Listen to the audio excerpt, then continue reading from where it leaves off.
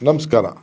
ಎಲ್ಲ ನಮ್ಮ ತುಂಗಭದ್ರಾ ಅಣೆಕಟ್ಟಿನ ರೈತರಿಗೆ, ಕರ್ನಾಟಕ ರಾಜ್ಯದ ಎಲ್ಲ ರೈತ ಬಂಧುಗಳಿಗೆ ಒಂದು ಸಂಭ್ರಮ ಆಚರಣೆಯ ಪವಿತ್ರವಾದಂತಹ ದಿನ. ಕಳೆದ ವರ್ಷ 19ನೇ ಗೇಟು ಹಾರು ಹೋದಾಗ ಕೇವಲ 6 ದಿನದಲ್ಲೇ ಮತ್ತೆ ಅಳವಡಿಸಿ ದಾಖಲೆಯನ್ನ ನಿರ್ಮಾಣವನ್ನ ಮಾಡಿದೆ. ಬೇಕಾದಷ್ಟು ಟೀಕೆಗಳನ್ನ ಎದುರಿಸಿದ್ದೇವೆ. ಅಂದು ಟೀಕೆಗಳು ಸಾಯ್ತವೆ, ಕೆಲಸಗಳು ಉಳಿತವೆ ಅನ್ನೋ ಒಂದು ಮಾತನ್ನ ತಮ್ಮ ಮುಂದೆ ಹೇಳಿದ್ದೆ. ಇವತ್ತು ಮತ್ತೆ ಎಲ್ಲ 33 ಗೇಟ್ಗಳನ್ನ ಈಗಾಗಲೇ ಮತ್ತೆ ಹೊಸ ಗೇಟ್ಗಳನ್ನ ಅಳವಡಿಸಿದ್ದೇವೆ.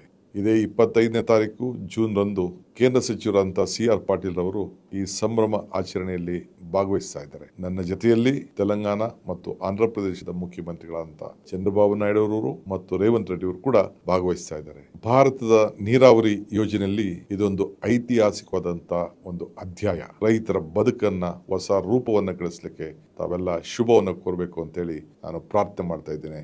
ನಮಸ್ಕಾರ.